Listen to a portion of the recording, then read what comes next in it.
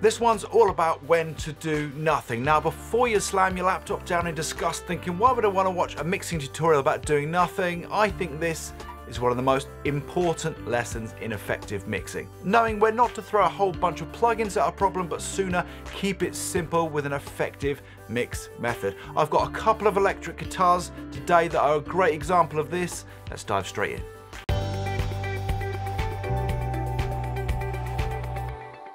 Okay, so the first thing is to simply ascertain what these guitars are going to bring to the table in the mix. So I've got two humbucking guitars, two Les Paul style guitars, and they're sent over to this bus here, Les Paul. Let's take a listen to what they do when they come in, and their job is really to boost out this chorus. So here we go. Oh, no, I really don't think so. Who's these guys?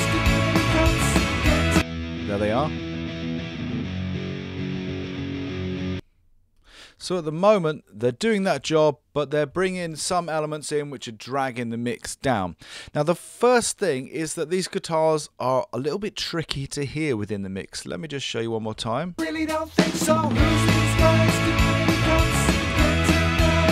It's kind of quite hard in the mix to separate them from those Strat guitars as well, and there's some other synths going on, and it's kind of hard to hear exactly what to do. Because guitars, it's crucial to mix guitars within the mix rather than isolated.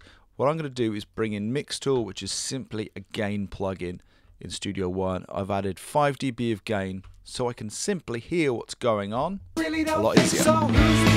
Right. So now I can hear what I'm doing. I'm going to make some choices. Now, this video is all about keeping things simple. Now, this is just one plugin. Now, this guitar doesn't have to be the star of the show. It's there to perform a function. It's there to bring some energy and a bit more volume and a bit more oomph into that chorus and really get things pumping. What I don't want to do is to get in the way of the vocal, and I don't want to start mudding up the low end either. So I've made a couple of choices with my channel strip, and this channel strip's doing a lot of work for me because it's the only plugin I've ended up using. So first off, high pass and low pass filters. I brought them in 150 on the low end. We don't need any of that stuff down there. It's going to help preserve our kick and keep clarity down there for our kick and our bass.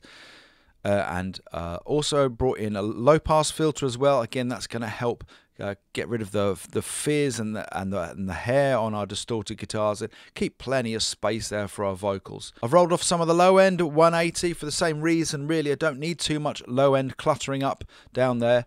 But what I have done is performed almost a 3 dB boost around here at 1.2K. I want to show that to you so you can hear exactly what that's doing, because it's really helping get the bite that I want from these guitars to bring them through into the mix. So let's just take a listen to what that's doing.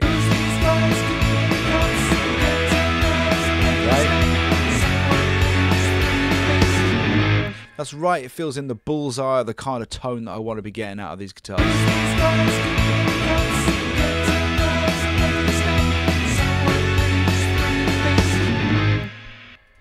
Also done a little boost up here as well at 4.7. That's helping bring out some of the clarity, some of the presence. And I'm bringing in some saturation as well. That's just helping glue everything together. Just take a listen to the difference between this channel strip being on and off. So first off, without a channel strip. Oh, no, I really don't think so. You can hear it really clogging in that low end. It's not really helping to elevate, it's just adding quite a lot of weight. Now let's bring our channel strip on. Really don't think so.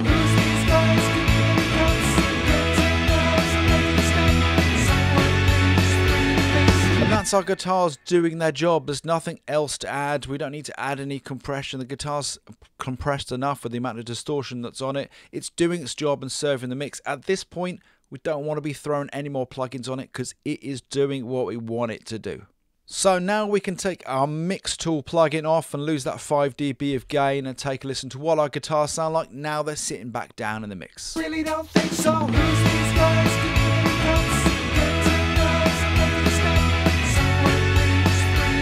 Okay, so we're looking at pretty similar principles here on our lead guitar, but this time I'm focusing in on that 500 to 1.5K area, which is really going to bring out the body and the pick attack of our lead guitar, and it's going to help that lead guitar to come to the front. So I've done a fairly hefty boost here at 1K, 6 dB boost. Let's take a listen to what that's done.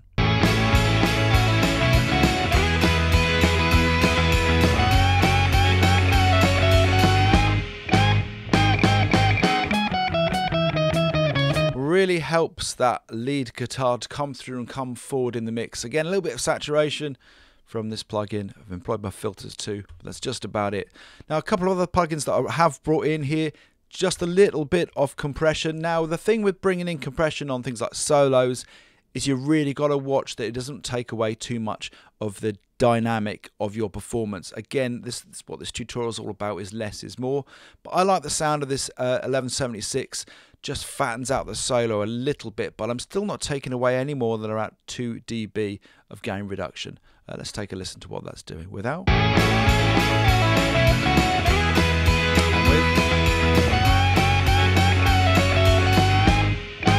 with. It's just colouring up the solo a little bit and adding just a little bit of body to it as well, and just fattening up that solo a little bit. That's just about it. I've got Echo Boy Jr. just bringing the tiniest bit of roomy delay to the lead guitar. Just isolate it so you can hear that. Without. And with. But really, it's a case of just complementing what already is a nice sounding guitar solo. So let's take a listen to this solo section of the song with our distorted Les Paul guitars and our lead guitar too.